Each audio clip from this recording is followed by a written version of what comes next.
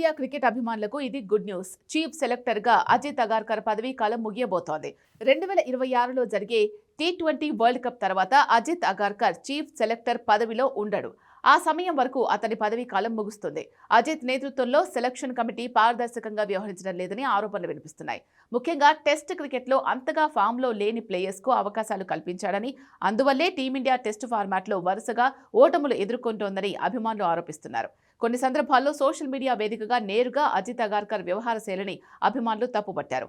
ముఖ్యంగా గిల్, హర్షిత్ రాణా, ఇతర ప్లేయర్ల విషయంలో అజిత్ అగార్కర్ పక్షపాత ధోరణి ప్రదర్శించినట్లు జాతీయ మీడియాలో అప్పట్లో వార్తలొచ్చాయి.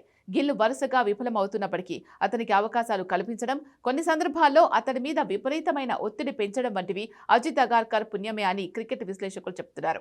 ఈ నేపథ్యంలో అజిత్ అగార్కర్ పదవీకాలం ముగుస్తున్న నేపథ్యంలో టీమిండియాకు మంచి రోజులు వస్తున్నాయని అభిమానులు వ్యాఖ్యానిస్తున్నారు. అజిత్ అగార్కర్ పదవీకాలం ముగిసిన తర్వాత అతని స్థానంలో మాజీ క్రికెటర్లు ఆర్పీ సింగ్ లేదా ప్రజ్ఞాన్ ఓజా బాధ్యతలు స్వీకరించే అవకాశం ఉందని జాతీయ మీడియాలో వార్తలొస్తున్నాయి. ఇప్పటికే సయ్యద్ ముస్తాక్ అలీ ట్రోఫీలో భాగంగా ఆటగాళ్ల ప్రదర్శనను వీరిద్దరూ నేరుగా పర్యవేక్షిస్తున్నారు.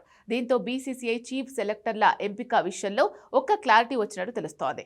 ఈ ప్రకారం 2026 టీ20 వరల్డ్ కప్ ముగిసిన తర్వాత ఆర్పీ లేదా ప్రజ్ఞాన్ చీఫ్ సెలెక్టర్స్ గా నియమితులయ్యే అవకాశం ఉంది.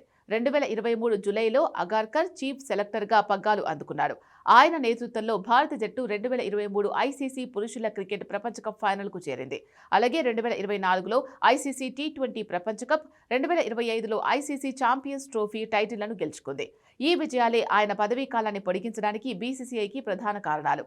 దీని తర్వాత పొడిగింపు ఉండకపోవచ్చని తెలుస్తోంది. టీ20 వరల్డ్ కప్ లో అత్యుత్తమ ప్రతిభ కనపరిస్తే తప్ప అజిత్ అగార్కర్ పదవీ కాలాన్ని బీసీసీఐ పొడిగించకపోవచ్చు.